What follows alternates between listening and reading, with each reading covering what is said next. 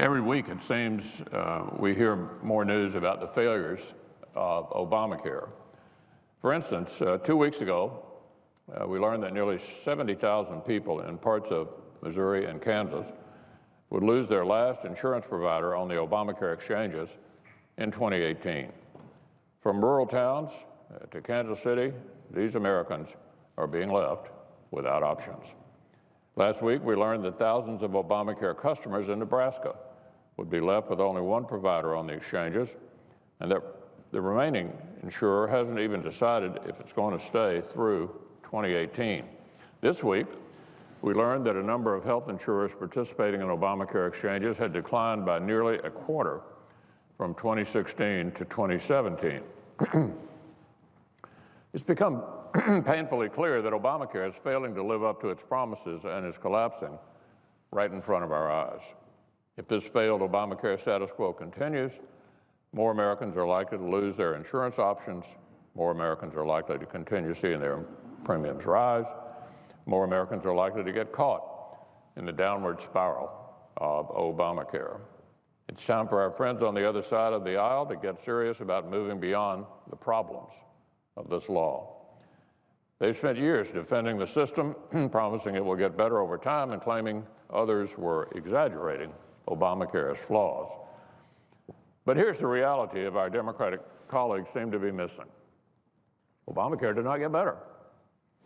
The problems are real and have continued to get worse. And now Democrats are trying to blame the failures of Obamacare on anything but the broken health care law itself. They can try to shift the blame, but the American people are not going to fall for it. Many Kentuckians have called for us to move away from Obamacare to bring relief to families. An official report released last month showed that since Obamacare's full enactment in 2013, average premiums in Kentucky have skyrocketed by 75%. A woman from Lancaster, Kentucky, wrote to my office recently to express her frustration. With high premiums and a staggering deductible, she asked, "Why is there a law forcing me to pay for something I can't afford? Either I can eat and pay my mortgage or pay for insurance." Far too many Americans face these painful choices every day because of Obamacare. As the system continues to collapse around us, this Kentuckian and many more like her are left to deal with the consequences.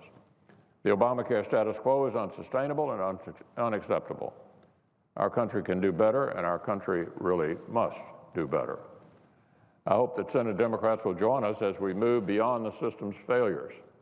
They can either continue to defend this broken system with its higher costs and diminishing choices, or they can work with us to move beyond Obamacare towards smarter health care solutions. What's clear is that we have to act, otherwise more Americans will be stuck paying the price of Obamacare's continuing failures.